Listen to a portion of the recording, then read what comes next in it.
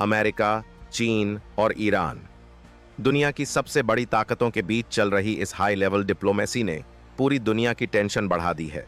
अगर Hormuz strait बंद रहता है तो सिर्फ तेल के दाम नहीं बढ़ेंगे, बल्कि दुनिया की सप्लाई चेन, एशिया की इकोनॉमी और आम लोगों की जेब तक इसका असर पहुंचेगा।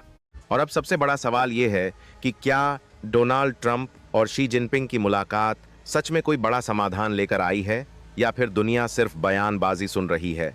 अमेरिकी राष्ट्रपति डोनाल्ड ट्रंप ने चीन दौरे के दौरान दावा किया है कि चीन के राष्ट्रपति शी जिनपिंग इस बात पर सहमत हैं कि ईरान को परमाणु हथियार नहीं मिलना चाहिए और हॉर्मुज स्ट्रेट खुला रहना चाहिए। यही वो स्ट्रेट है जहां से दुनिया के बड़े हिस्से का तेल और गैस सप्लाई होता है। पिछले कुछ महीनों से इस इलाके में लगातार तनाव बना हुआ है और कई बार जहाजों पर हमले की खबरें भी सामने आई हैं। बीजिंग में हुई इस हाई प्रोफाइल मीटिंग में ट्रंप ने साफ कहा कि उनकी ईरान को लेकर सब्र की सीमा खत्म हो रही है। ट्रंप का कहना है कि अमेरिका किसी भी हालत में ईरान को न्यूक्लियर क्षमता हासिल नहीं करने देगा। दूसरी तरफ चीन ने आधिकारिक तौर पर ज्यादा आक्रामक बयान नहीं दिया, लेकिन उसने इतना जरूर कहा कि क्षेत्र में युद्ध शुरू ही नहीं होना चाहिए था और हालात को और बिगड़ने से रोकना जरूरी है। यहीं से इस पूरी कहानी का सबसे अहम हिस्सा शुरू होता है, क्योंकि अमेरिका चाहता है कि चीन ईरान पर दबाव बनाए। वजह साफ है, चीन ईरान का सबसे बड़ा तेल खरीदार माना जाता है। अगर बीजिंग चाहे तो तेहरान पर आर्थिक और राजनीतिक दबाव बढ़ सकता है, लेकिन अभी तक चीन ने खुलकर ऐसी कोई गारंटी नहीं दी है कि वह अमेरिका की लाइन पर चलेगा। ट्रंप ने अपनी मीटिंग के बाद दावा किया कि शी जिनपिंग ने कहा है कि चीन ईरान को सैन्य उपकरण नहीं देगा और अगर जरूरत पड़ी तो हॉर्मुज स्ट्रेट को खोलने में मदद भी करेगा। हालांकि चीन की तरफ से जारी आधिकारिक बयान में इस तरह की भाषा देखने को नहीं देगा मिली। यही वजह है कि अब अंतर्राष्ट्रीय विश्लेषक इस पूरे दावे को सावधानी से देख रहे हैं। इस पूरे विवाद के बीच सबसे बड़ा फोकस बना हुआ है हॉर्मुज स्ट्रेट। ये सिर्फ एक समुद्री रास्ता नहीं है, बल्कि दुनिया की ऊर्जा व्यवस्था की लाइफलाइन माना जाता है। अगर यहां लंबी रुकावट आती है तो उसका असर भारत समेत दुनिया के कई देशों पर सीधे दिखाई दे सकता है।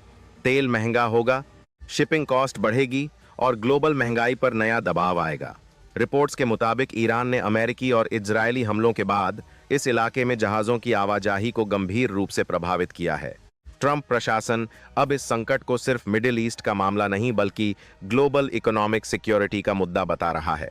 अमेरिका की कोशिश है कि चीन भी खुलकर इस बात का समर्थन करे कि समुद्री व्यापार किसी भी कीमत पर बाधित नहीं होना चाहिए।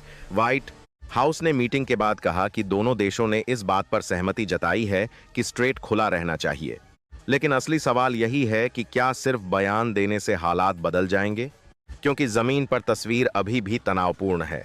कई अंतर्राष्ट्रीय रिपोर्ट्स में बताया गया है कि क्षेत्र में जहाजों पर नए हमले हुए हैं, समुद्री बीमा लागत बढ़ रही है और तेल बाजार लगातार अस्थिर बना हुआ है।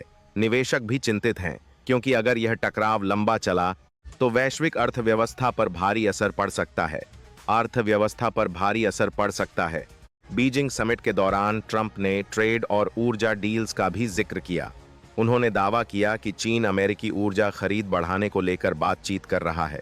इसके अलावा ट्रंप ने यह भी संकेत दिया कि चीनी कंपनियों पर लगे कुछ अमेरिकी प्रतिबंधों को लेकर आने वाले दिनों में फैसला हो सकता है, खासकर उन कंपनियों पर जो ईरानी तेल खरीदती हैं।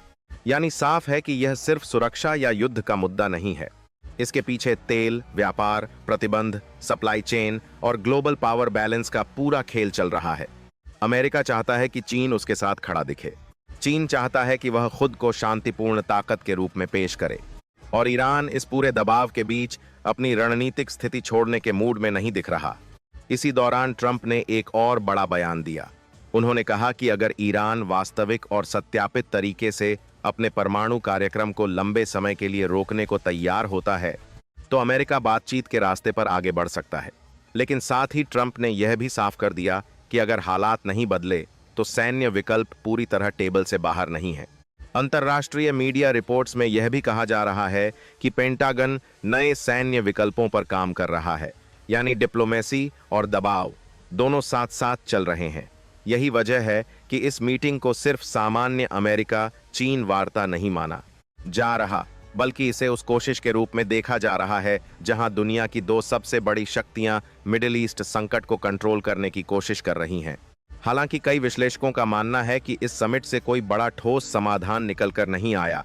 न ईरान मुद्दे पर स्पष्ट समझौता हुआ, न ताइवान जैसे बड़े विवाद खत्म हुए, और न ही चीन ने खुलकर अमेरिका की रणनीति का समर्थन किया। यानी तस्वीर अभी भी अधूरी है और अगले कुछ हफ्ते बेहद महत्वपूर्ण माने जा रहे हैं। तो दोस्तों, आज के लिए बस इतना ही। अगर देश दुनिया की खबर देखना है तो हमारे चैनल को अभी सब्सक्राइब करो।